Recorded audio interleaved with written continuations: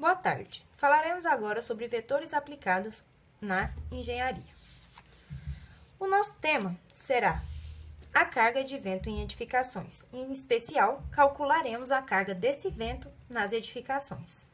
De acordo com a norma brasileira NBR 6123, devido forças do vento em edificações, a pressão exercida por estes ventos sobre as partes dessas edificações deve ser calculada com a fórmula Q é igual a 0,613 vezes VK ao quadrado, onde Q é a pressão dinâmica em newtons por metro quadrado e VK é a velocidade característica em metros por segundo.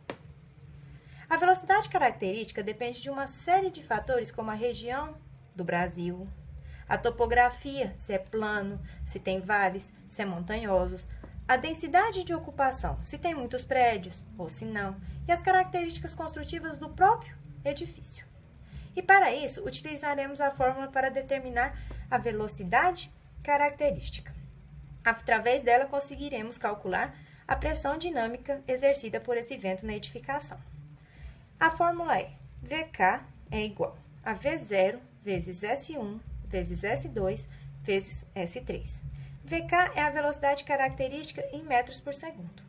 V0 é a velocidade básica da região. S1 é o fator topográfico. S2 é o fator rugosidade. S3 é o fator probabilístico. Temos aqui um mapa. O mapa do Brasil, onde esse mapa é chamado de mapa de isopoletas. Nele é observado as velocidades do vento em devidas regiões do Brasil. Nós utilizaremos o Mato Grosso, que é a nossa região. No Mato Grosso, utilizaremos o valor 30 metros por segundo para colocarmos na fórmula da velocidade característica, no nosso V0. Vamos agora para uma tabela. Esta tabela é o S1, é onde a gente vai avaliar o tipo de relevo do nosso terreno. Se é um terreno plano ou francamente acidentado, utilizaremos o valor 1. Talude e morros, utilizaremos uma variável de acordo com o local que iremos fazer a construção, 0,9 para vales profundos e protegidos de vento ou de qualquer direção. Nós utilizaremos o 1 em S1 devido ser um terreno plano ou francamente acidentado onde faremos nossa edificação. Aqui podemos observar o tipo de superfície, o nosso S2. Categoria 1 é quando a superfície é lisa, tem grandes dimensões, com mais de 5 km de extensão. Categoria 2, quando os terrenos são abertos em nível ou aproximadamente em nível, com poucos obstáculos isolados. Obstáculos com altura média abaixo de 1 metro. Categoria 3, terrenos planos ou ondulados com obstáculos tais como sebes e muros, poucos quebra-ventos, obstáculos com altura média de 3 metros.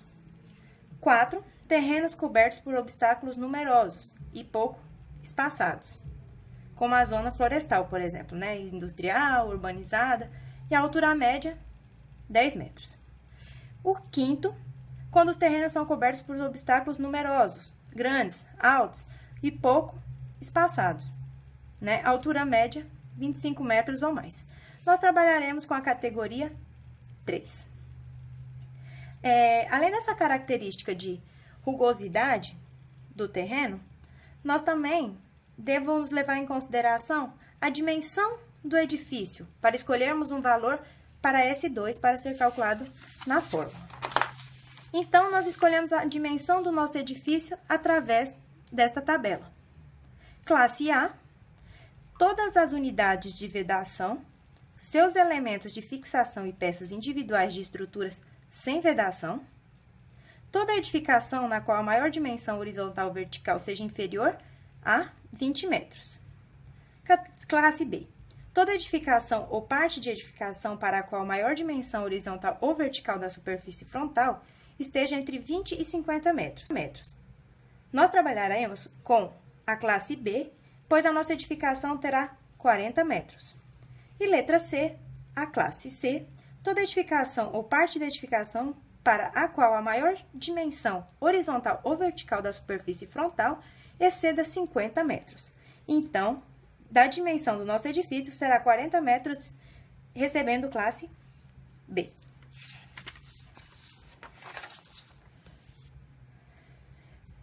Juntando a categoria do terreno com a classe do edifício, entramos na tabela seguinte, obtendo o fator rugosidade S2 para diversas alturas do edifício. Observamos então o quê? Que na nossa tabela nós pegamos o item 3 para o tipo de superfície. Nós pegamos a letra B para a dimensão do nosso edifício, que seria 20 metros. 3B. O nosso edifício terá 40 metros. 40 metros na classe B.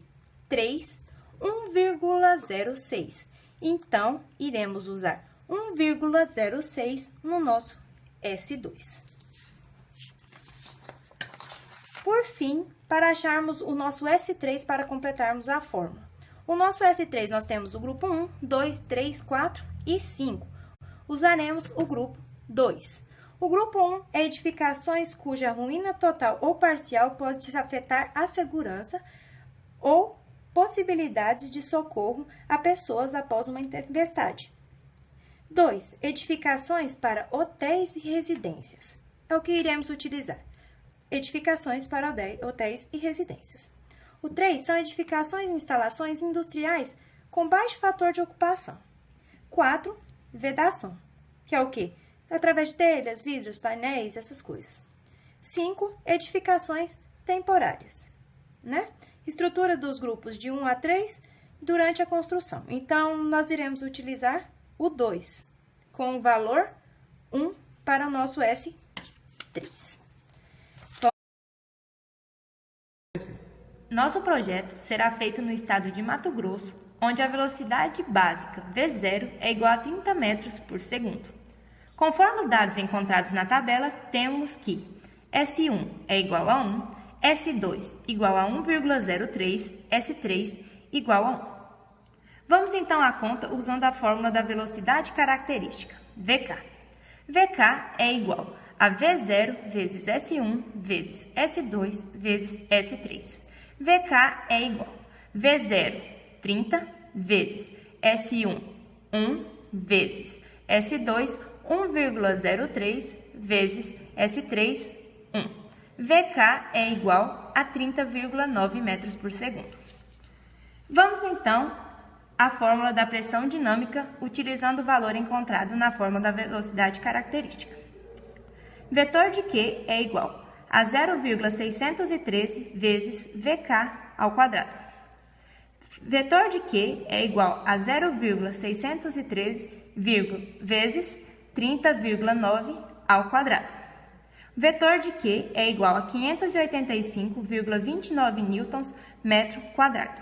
Se quisermos passar este valor encontrado em newtons para quilogramas, basta apenas dividirmos por 10, que o resultado será 58,529 quilogramas por metros quadrados. Essa, então, será a carga do vento que teremos na edificação.